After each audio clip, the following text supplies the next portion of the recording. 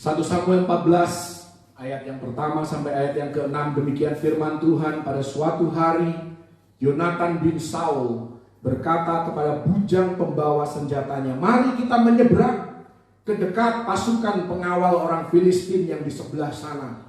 Tetapi tidak diberitahukannya hal itu kepada ayahnya. Adapun Saul duduk di ujung Gibea di bawah pohon delima yang di Migron. Dan rakyat yang ada bersama-sama dengan dia itu kira-kira 600 orang banyaknya. Ahia, anak Ahitub, saudara Ikabod, anak Pinehas, anak Eli, imam Tuhan di Silo, dialah yang memakai baju efod pada waktu itu. Tetapi rakyat tidak tahu tentang perginya Yonatan itu. Di antara pelintasan-pelintasan bukit yang dicoba Yonatan menyeberanginya ke arah pasukan pengawal orang Filistin, ada ujung bukit batu di sebelah sini dan ada ujung bukit batu di sebelah sana. Yang satu bernama Boses dan yang lain bernama Senin. Ujung yang satu berdiri di sebelah utara di tentangan Mikmas, yang lain di sebelah selatan di tentangan Geba.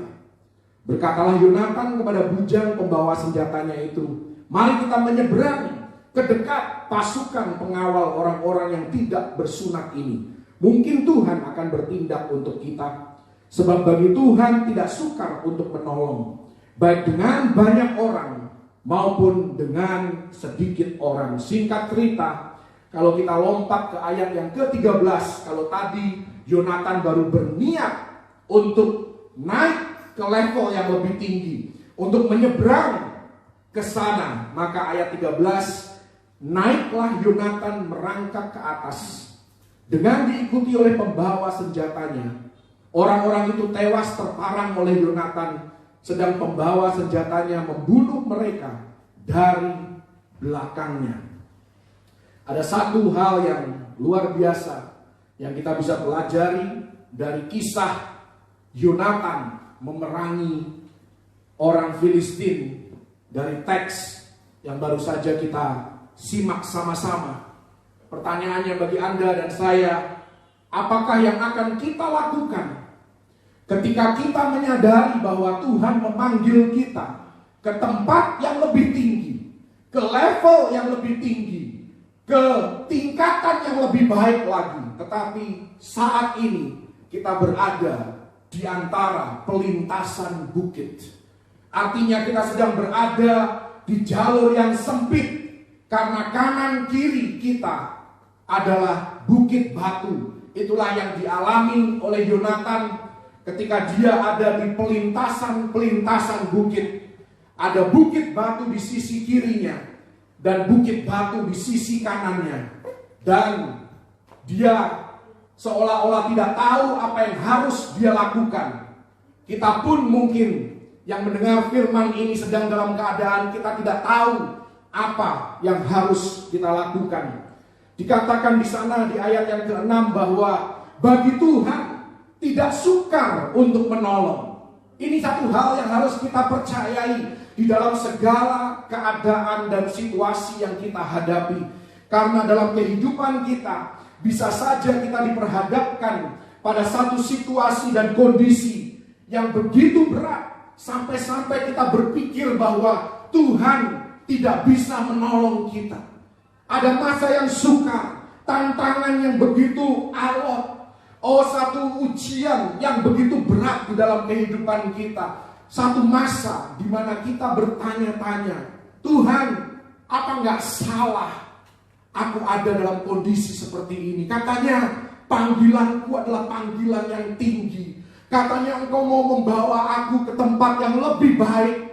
Kenapa aku dalam keadaan seperti ini? Tapi kalau kita percaya akan janji Tuhan, saya mau katakan apa yang kita alami saat ini, ketika kita merasa terjepit, ketika kita merasa jalan yang kita lalui begitu terjal, begitu sempit, tidak banyak ruang gerak, bahkan cenderung menyakitkan. Kita harus percaya semua itu hanyalah sementara. Karena itu jangan izinkan apa yang sementara merusak apa yang kekal yang Tuhan taruh di dalam batiniah kita, baik itu janji firman Tuhan, baik itu mimpi dan visi yang Tuhan taruh di dalam roh kita. Jangan izinkan hal yang temporer merusakkan hal yang kekal yang Tuhan sudah tanamkan di dalam kehidupan kita. Kalau Tuhan sudah berjanji akan membawa kita ke tempat yang lebih tinggi, maka Dia pun akan menggenapi janjinya, dan Dia tidak akan membiarkan kita berada pada posisi di antara. Tadi Yonatan ada di antara pelintasan bukit. Ya, ini berbicara tentang masa transisi, masa penantian yang kemungkinan besar adalah masa yang berat, masa yang sulit. Kita harus menyadari satu hal, bahwa Yonatan adalah anak raja.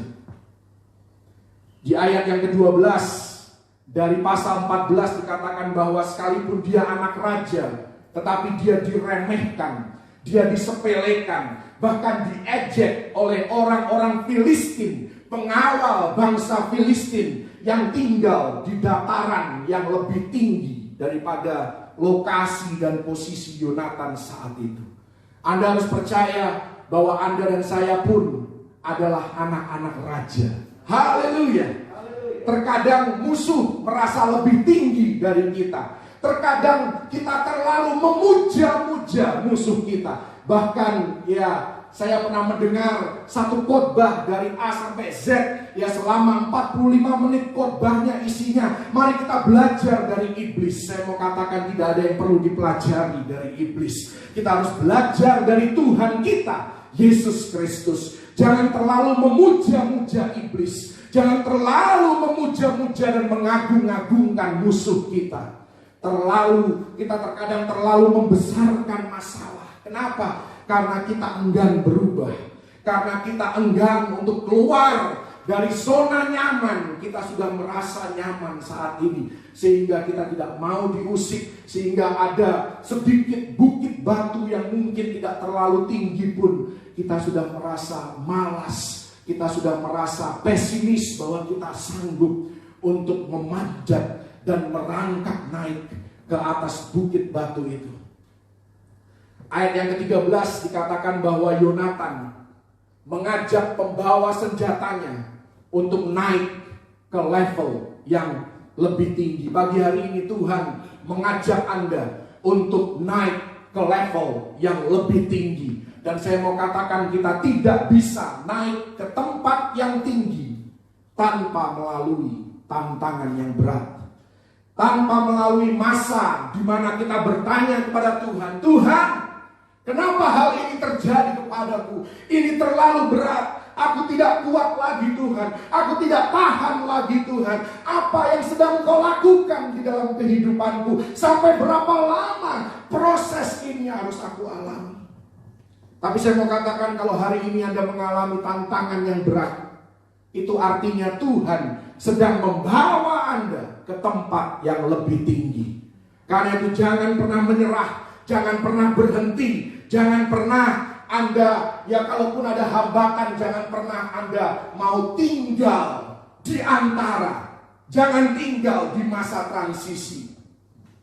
Berhentilah mengeluh dan mulailah memuji Tuhan. Kita bisa saja dikelilingi oleh bukit batu, tetapi satu hal yang harus selalu kita ingat, di dalam kita hidup batu karang yang teguh. Haleluya. Ayat yang keempat, kalau kita melihat dari pasal 14, saya tidak akan beranjak dari pasal 14 dari 1 Samuel. Ayat yang keempat, di sana dikatakan Yonatan berada di antara pelintasan bukit. Tetapi Yonatan memutuskan untuk terus maju, untuk terus melaluinya. Hanya lewat saja. Memang aku harus lewat ini untuk mencapai tempat yang lebih tinggi. Karena itu saya mau katakan kepada Anda dan saya, jangan kita tertahan di tempat di antara hanya karena kita sedang dalam keadaan yang sulit. Semua orang, baik orang percaya maupun orang yang tidak percaya, semua orang mengalami kesulitan. Tetapi saya mau katakan, jangan tinggal di sana. Dan jangan pernah percaya bahwa Tuhan mau hidup kita selalu sulit.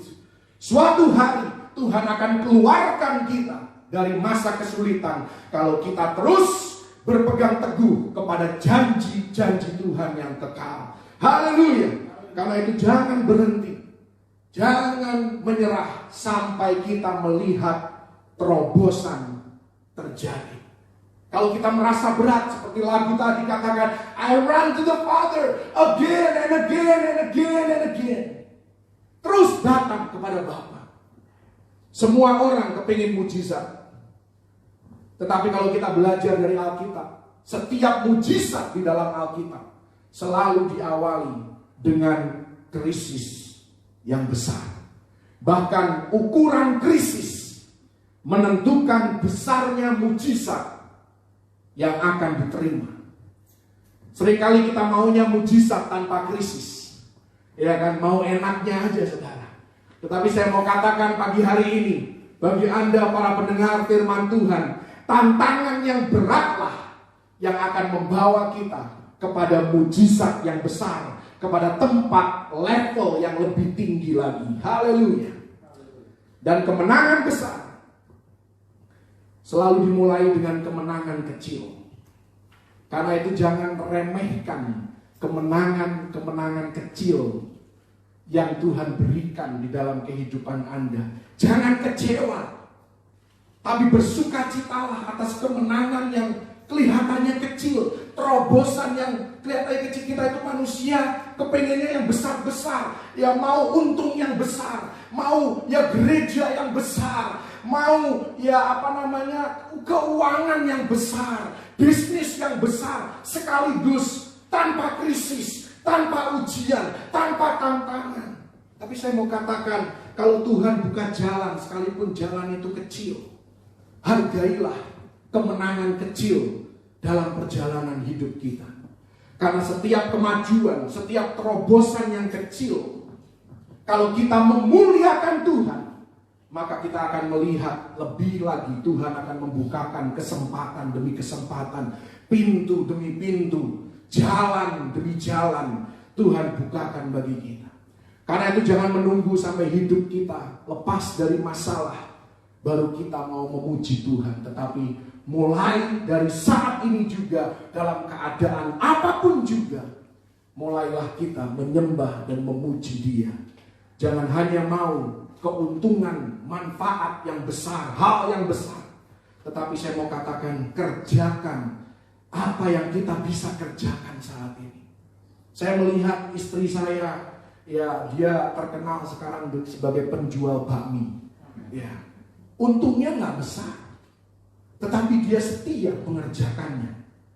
Itulah contoh menghargai kemenangan yang kecil. Kita tidak tahu nanti masa depan, siapa tahu Tuhan kasih karunia buat Cika untuk bisa buka restoran bakmi. Saya tidak tahu. Atau mungkin catering yang terkenal. Ya itu tapi nanti. Itu nanti. Yang penting sekarang jalani dulu. Melihat kemenangan kecil, untung ya berapa puluh ribu untung, ya kecil-kecilan, ya hargai itu. Setia di dalam hal yang kecil. Yang penting kita mau berusaha. Haleluya. Memang untuk mendapatkan berkat Tuhan, kita tidak perlu berusaha. Tetapi kalau kita mau berusaha, kita pasti diberkati oleh Tuhan. Haleluya. Karena kita terima berkat Tuhan itu dengan kasih karunia. Kasih karunia itu cuma-cuma. Ya, jadi kematian Yesus membuat orang-orang yang percaya kepada Dia, yang menaruh iman percayanya kepada Dia, membuat dia adalah orang yang diberkati. Jadi tanpa berusaha pun kita bisa diberkati. Tapi saya percaya kalau kita berusaha, maka berkat itu lebih lagi. Tuhan mencurahkan lebih lagi dalam kehidupan kita. Karena itu jangan pandang remeh kemenangan-kemenangan kecil yang Tuhan berikan dalam kehidupan kita. Mari kita belajar prinsip yang penting. Dari ayat yang pertama tadi, ketika Yonatan mengajak pembawa senjatanya naik ke level yang lebih tinggi, dikatakan di ayat yang pertama, dia tidak memberitahu ayahnya bahwa dia hendak pergi ke tempat yang tinggi. Kenapa?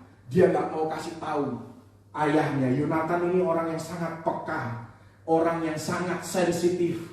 Kalau Anda mundur satu pasal, di pasal yang ke-13 dia tahu ayahnya adalah bukan orang yang taat kepada suara Tuhan. Dia tahu ayahnya itu cuma kedagingan, dia tidak sabaran, ya dia mau-maunya sendiri dengan cara-caranya sendiri. Karena itu Yonatan tidak kasih tahu ke ayahnya bahwa dia mau ke tempat tinggi. Kenapa? Karena kita tidak bisa membawa banyak orang ke tempat yang tinggi. Kalau Anda mau naik level, Anda mau ke level berikutnya di dalam kerohanian Anda, bahkan di dalam karir Anda tidak bisa membawa banyak orang ke sana. Karena ada orang-orang tertentu dalam kehidupan kita, kalau kita tidak waspada, mereka adalah para penyedot urapan. Mereka adalah yang menyedot, yang menguras motivasi kita. Orang-orang yang suka melemahkan semangat kita. Ketika kita mau maju, ditarik mundur. Ketika kita mau bergerak lebih lagi, ya menikmati ya kesempatan yang Tuhan berikan, dia tarik mundur Anda. Ketika Anda mau naik, dia tarik turun. Ya bukan hanya mematahkan semangat, tapi terkadang malah nyinyir. Apa sih? Lu punya ide itu gak masuk akal. Ya selalu meremehkan ide kita, selalu pesimis, selalu berusaha meyakinkan bahwa mimpimu itu, visimu itu tidak bisa dilakukan. Inilah Yonatan, dia tahu ayahnya itu model orang seperti itu. Makanya dia gak kasih tahu ayahnya. Dia langsung bergerak dengan orang kepercayaannya. Dan saya mau katakan bagi Anda dan saya, kalau Anda mau naik ke level yang lebih tinggi, jangan salah membawa serta orang seperti Saul. Orang yang selalu menyedot, menguras tenaga Anda tanpa Anda mendapatkan timbal balik yang setimpal di dalam kehidupan Anda. Bukan berarti terus kita pilih-pilih ya di dalam mengasihi orang. Oh, kita harus mengasihi semua orang. Tetapi di dalam pergaulan kita, di dalam koneksi kita, oh kita harus selektif. Yesus pun demikian. Ya kan, dia mengasihi semua orang. Tetapi dalam hal kepercayaan, dia cuma percaya awalnya kepada 70 orang, ya murid kepada 12, dan ada juga ring satunya dia 3 orang. Jadi di dalam kehidupan kita, mari kita identifikasi orang-orang yang kalau kita mau naik selalu bahasa Jawanya digandoli. Ya kan, selalu ditarik turun, ya, dinyinyirin, dilemahkan supaya kita tidak jadi naik. Inilah kesalahan Yusuf ketika dia membagikan mimpinya kepada orang-orang yang salah. Akhirnya mereka justru menjebloskan Yusuf ke hal-hal yang penuh dengan penderitaan. Karena itu ketika Anda membagikan visi, bagikan kepada orang-orang yang Anda tahu memang Tuhan utus dalam kehidupan Anda. Dan terkadang kita harus berani untuk memutuskan koneksi dengan orang yang hanya suka bernostalgia, cuman berandai-andai, yang cuman berangan-angan, ngomongnya sih tinggi, tapi cuman ngomong. Ya. Jadi mendingan kita punya koneksi dengan orang yang tidak banyak bicara, tetapi banyak kerja. Ya, ketimbang cuman yang berkhayal tetapi omdo. Ini orang-orang yang kita perlu kasih. Oh, kita tetap doakan mereka. Tetapi kita tidak harus membangun koneksi, meminta nasihat mereka ketika Tuhan yang menaruh sesuatu yang besar dalam kehidupan Anda. Anda harus berani tinggalkan orang-orang ini. Yonatan cuma mengajak pembawa senjatanya. Kenapa pembawa senjatanya? Karena pembawa senjata itu adalah orang yang dipercayai, orang yang Yonatan tahu apapun yang aku putuskan, apapun yang aku pilih, dia akan membackup aku, dia akan mendukung aku. Bahkan kalau aku masuk dalam bahaya, dia akan melindungi aku, dia akan memberikan nasihat yang baik untuk kehidupanku. Kita perlu orang-orang yang high commitment, low maintenance dalam kehidupan kita. Terlalu banyak orang-orang yang low commitment dan high maintenance di sekitar kehidupan kita. Makanya energi kita terkuras, tenaga kita terkuras, urapan kita terkuras, kreativitas kita terkuras. Kenapa? Karena ngurusin orang yang low commitment dan high maintenance itu sangat menjengkelkan, sangat menguras sumber daya yang seharusnya kita bisa fokuskan untuk hal-hal yang lebih berguna, yang harusnya kita bisa bersuka cita karena kesempatan yang Tuhan berikan. Tapi karena terlalu banyak orang yang low commitment dan high maintenance di sekitar kehidupan kita, kita malah menghabiskan waktu kita marah-marah, emosi, ya kan, jengkel, ngomel-ngomel, malah dosa jadinya. Yang seharusnya kita bisa lebih berguna bagi orang-orang yang high commitment dan low maintenance. Ya, ini yang kita perlukan dalam kehidupan kita. Orang-orang yang high commitment, low maintenance. Coba bilang dulu, high commitment, low maintenance. Haleluya. Mari kita lihat pergaulannya Saul. Kenapa Saul tidak dikasih tahu sama Yonatan bahwa dia mau pergi ke tempat yang lebih tinggi? Di ayat yang ketiga, Anda lihat Saul, imam daripada Saul, namanya adalah Ahib atau Ahia ya. Coba kita lihat supaya nggak salah. Namanya Ahia, anak Ahitub, saudara Ikabod. Alkitab itu kalau kasih kata-kata itu tidak pernah cuma untuk supaya kelihatan panjang ayat itu, supaya kelihatan banyak kata-katanya. Enggak. Imamnya Saul adalah keponakannya Ikabod. Ikabod artinya orang yang tidak lagi punya kemuliaan. Orang yang urapannya sudah gak ada. Orang yang cuma bernostalgia. Orang yang cuma berangan-angan tetapi tidak punya kuasa untuk bertindak. Itulah Ikabod. No glory. Itu artinya, saudara. Itu yang jadi penasehatnya Saul. Makanya tidak heran Yonatan tinggalin aja Saul, biar dia ayahnya. Yonatan tetap menghormati Saul sebagai ayahnya. Sebagai raja dia tetap hormati. Tapi untuk hal-hal tertentu dia tinggalin aja. Karena dia tahu ayahnya sudah masuk dalam pergaulan yang tidak benar. Ayat yang kedua dikatakan bahwa Saul duduk di bawah pohon delima. Anda tahu buah delima? Buah delima itu banyak bijinya. Banyak banget. Menurut research, Anda bisa cek di Google. Buah delima, rata-rata, tidak semua buah delima tentunya. Tetapi kalau dirata-ratakan seluruh buah delima yang ada di dunia ini, jumlah bijinya itu 613. Anda mengenal angka 613? 613 adalah jumlah hukum Taurat yang ada di Alkitab Anda. 613. Jadi apa artinya Saul cuma duduk-duduk bersama dengan rakyatnya yang 600 orang itu. Duduk-duduk di bawah pohon delima. Oh, mereka adalah orang-orang yang penuh dengan firman. Karena biji, benih berbicara tentang firman Tuhan yang ditaburkan. Oh, mereka orang-orang yang punya pengetahuan firman. Mereka tahu firman Tuhan, mendapatkan nubuatan dari Tuhan, mendapatkan janji-janji Tuhan. Tapi kerjanya cuma duduk-duduk, cuma berangan-angan, cuma ngobrol dan gosipin orang yang mau maju di dalam Tuhan. Inilah Saul dan gerombolannya. Kalau orang bertindak, yang lebih parah lagi Saul ini, ketika dia tahu Yonatan bertindak dan dia mulai membunuh orang Filistin yang adalah musuh Israel, dia bikin onar, dia bikin gaduh. Ini orang, ya awalnya cuma duduk-duduk, tapi begitu ada orang yang mau maju, dia ikutan sibuk, dia gangguin, dia jadi pengganggu dan pengusik orang yang mau maju.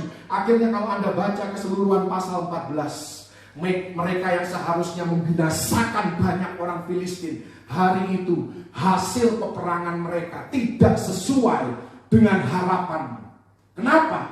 Mereka mengawali hal yang baik. Yonatan mengawali terobosan dengan baik, tapi kemudian muncul yang orang pembuat onar, pembuat gaduh, yang cuma mau ikut-ikutan. Ketika sudah untung baru dia mau ikut-ikutan. Itu Saul. Dan akhirnya dia bahkan menyuruh orang-orang mengucapkan kutuk. Tidak boleh ada yang makan. Ya, ini sudah gak sensitif, saudara. Bahkan dia hendak membunuh anaknya sendiri pada hari itu. Hanya karena dia mengucapkan perkataan yang bodoh. Karena emosinya. Karena dia kalak dan dia kalang kabut ketika melihat ya keramaian terjadi. Terobosan terjadi. Dia kepengen ikut-ikutan, punya nama, punya kemuliaan, mendapatkan kredit. Akhirnya apa? Bukannya hasilnya bagus, segala sesuatu jadi berantakan. Jangan jadi Saul, saudara. Jadilah Yonatan yang mau naik ke tempat tinggi, yang ya lebih baik tidak banyak berkata-kata, tetapi behind the scene, tanpa diketahui banyak orang, dia bekerja, dia bertindak, dia menolong, dan dia berkontribusi yang positif. Karena itu Yonatan menyadari resiko untuk duduk bersama dengan ayahnya dan gerombolannya yang sudah kehilangan kemuliaan, yang sudah kehilangan urapan di dalam kehidupan mereka. Ada sebuah eksperimen dilakukan terhadap 4 ekor monyet. Ya, ada yang berkata bahwa ini bukan eksperimen yang nyata. Ada yang berkata bahwa eksperimen ini benar-benar terjadi. Jadi ada kontroversi. Tetapi ada pelajaran penting dari eksperimen ini. 4 ekor monyet ditaruh di dalam satu kurung bersama-sama. Di luar kurung itu ada tiang yang di atasnya tergantung pisang. Kita tahu monyet itu suka banget sama pisang. Dibukalah kerangkengnya, dibukalah kurungannya, dan 4 ekor monyet ini berlomba-lomba memanjat tiang itu untuk menggapai pisang yang ada di puncak tiang itu. Mereka bekerja sama, berkolaborasi, gimana caranya bisa naik ke atas dan menggapai apa yang mereka sangat inginkan. Tapi di tengah-tengah perjalanan ketika mulai setengah tiang, mulai 2/3 tiang, ya, ilmuwan yang mengadakan eksperimen ini dia semprot 4 ekor monyet ini, dia semprot dengan air dingin. Terus dia semprot selama 5 menit sampai kebasahan. Dan akhirnya mereka frustrasi. Mereka jatuh, bangun, bangkit, naik lagi, jatuh lagi. Disemprot 5 menit. Akhirnya mereka kedinginan. Mereka berhenti berusaha. Mereka cuma duduk-duduk. Kemudian monyet yang satu digantikan dengan monyet yang baru, yang belum pernah terkena air, bulunya masih kering. Jadi 3 basah, 1 kering dimasukin. Begitu lihat pisang monyet yang masih baru ini, wah, bergairah dia. Dia langsung coba untuk panjat tiang itu. Apa yang terjadi, saudara? Ketika monyet yang masih kering ini, dia mau panjat tiang itu, yang 3 monyet yang basah kuyup kedinginan, dia tarik itu monyet turun ke bawah. Dia tarik.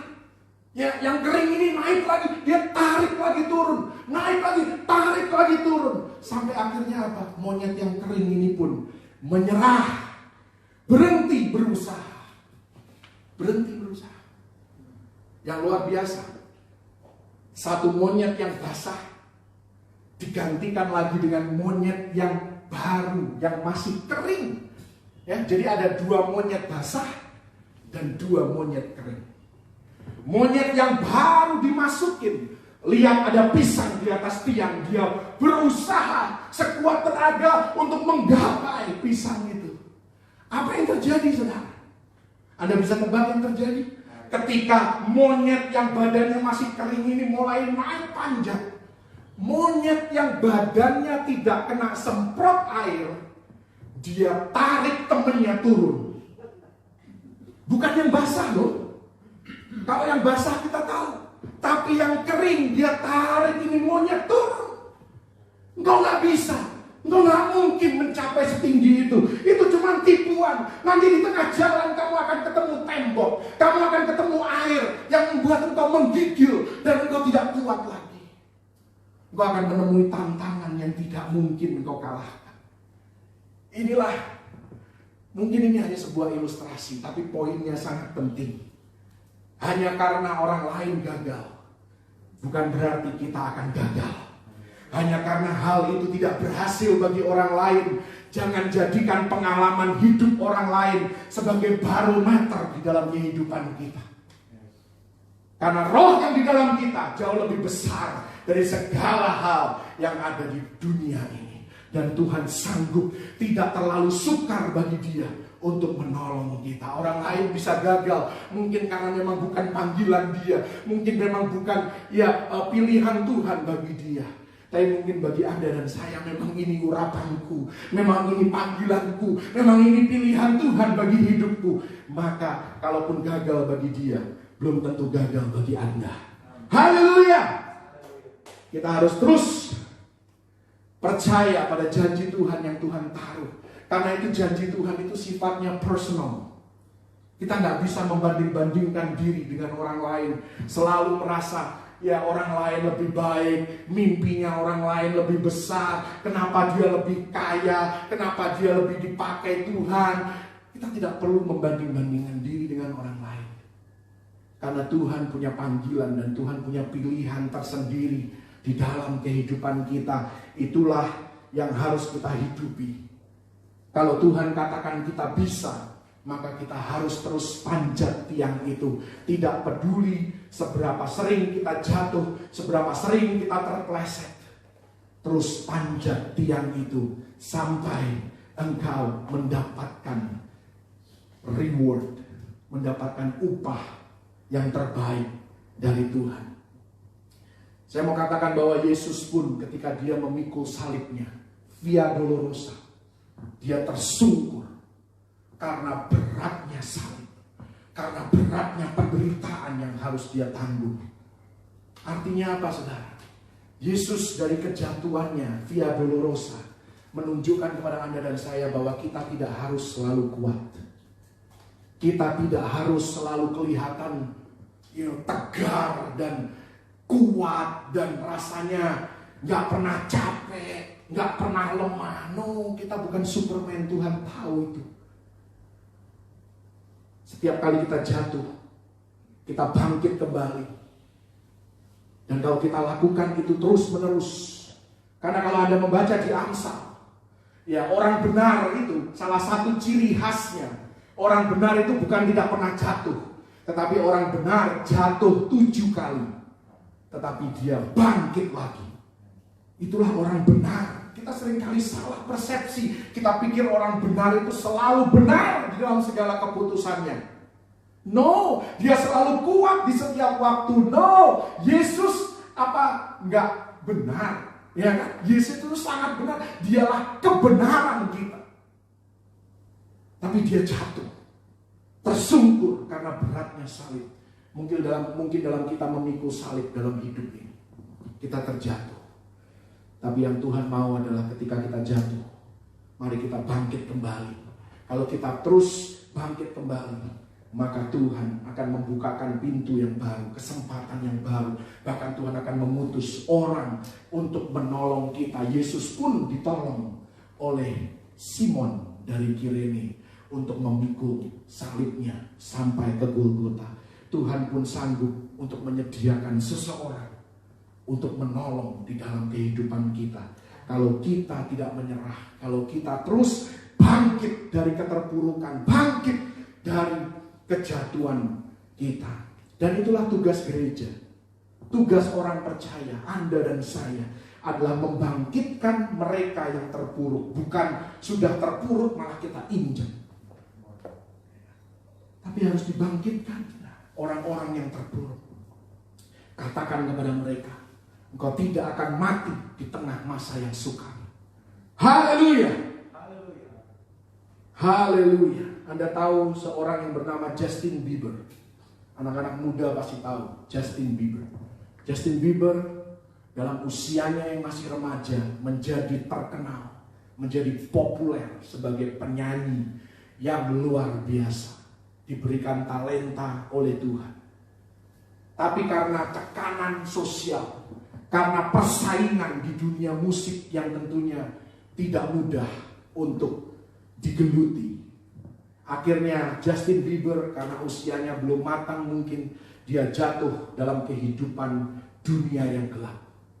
Dia mengalami depresi, dia terikat dengan narkoba, sampai akhirnya Tuhan pertemukan dia dengan seorang pendeta bernama Judas Smith.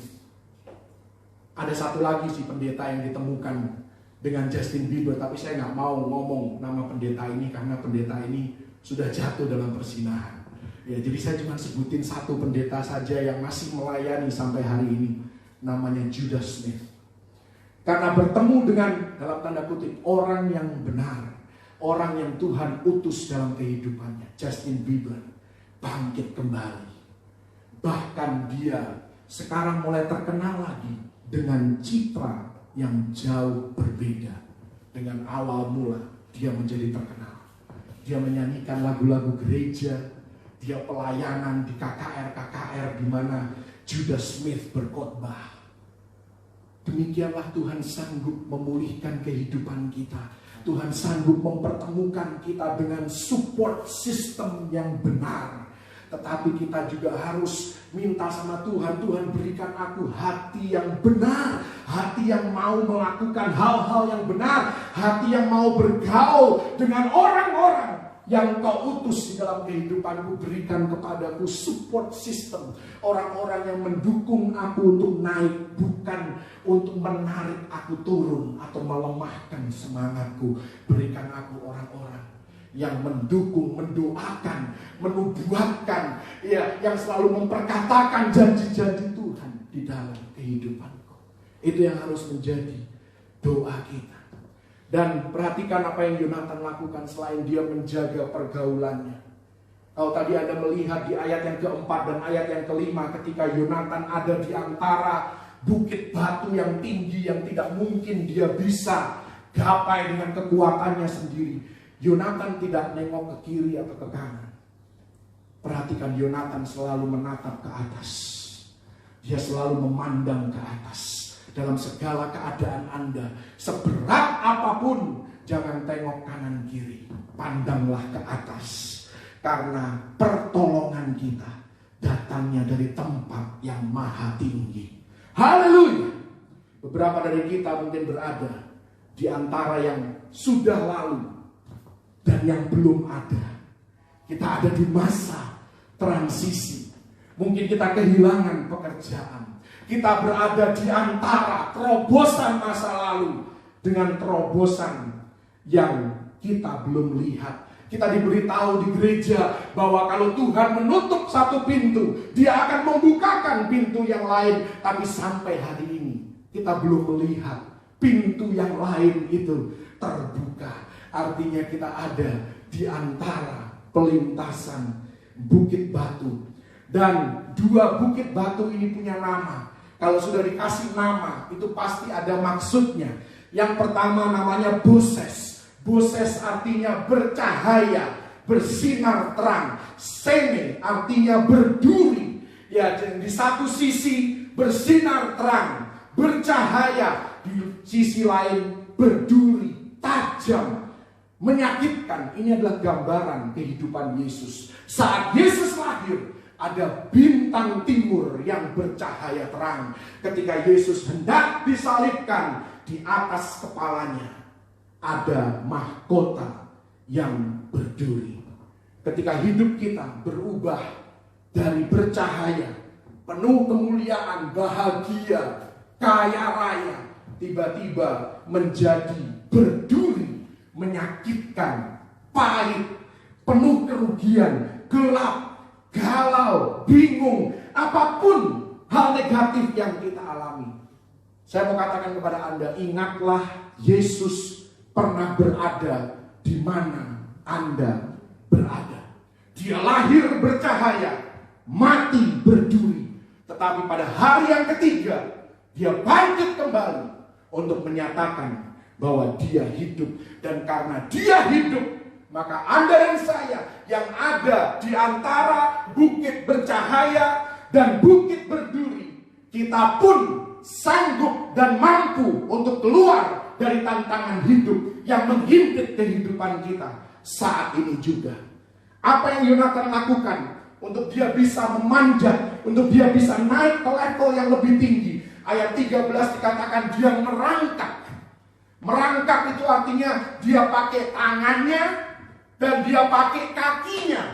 Tangan dan lutut, inilah yang harus kita pakai untuk merangkak naik ke level yang lebih tinggi, ke tingkatan yang Tuhan mau kita berada. Pakai tangan kita untuk bekerja, tangan kita untuk berusaha, tangan kita untuk memuji dan menyembah Dia, tangan kita untuk melayani Dia, tangan kita untuk melayani orang lain, menjadi berkat bagi sesama kita. Karena bekerja adalah penyembahan. Dan pakai lutut kita untuk apa? Untuk berdoa. Pakai lutut kita untuk berdoa. Pakai lutut kita untuk berjalan sesuai dengan kehendak Tuhan. Berjalan di dalam apa yang benar, yang kita tahu adalah kebenaran firman Tuhan. Merangkak, pakai tangan kita, pakai kaki kita. Lakukan apa yang kita bisa. Seperti istri saya, ya kadang-kadang kasihan juga. Ya dia bangun pagi-pagi siapin ya bakmi, ya karena mungkin kadang-kadang pesenannya banyak. Ya bangun pagi-pagi siang udah ngantuk teler, saudara. Karena dia memakai tangan, memakai kakinya untuk bisa survive, keluar dari masa pandemi ini dengan penuh kemenangan. Haleluya, haleluya. Anda dan saya, kita mungkin sedang mengalami masalah. Saya tidak tahu masalah Anda. Mungkin ada masalah dalam pernikahan Anda, mungkin ada masalah dalam keuangan Anda, ada masalah dalam rumah tangga Anda. Anda berada di antara pelintasan bukit. Anda terjepit, Anda bingung kemana harus melangkah. Tapi saya percaya Tuhan tidak mau Anda tertahan di sana. Tuhan mau Anda terus melangkah maju, menuju ke tempat yang lebih tinggi. Jangan menyerah, teruslah berpegang kepada imanmu yang adalah Yesus Kristus itu sendiri. Masa kesukaran akan membawa kita ke tempat yang lebih tinggi. Pakai tangan, kaki, lutut kita untuk berjuang, bergumul sampai kita melihat terobosan dari Tuhan. Kemarin saya mendengar berita AirAsia, karena penerbangan sudah berkurang, dia sekarang bikin ojek online. Jadi hari-hari ini kalau Anda tidak fleksibel, Anda tidak akan survive. Anda harus fleksibel.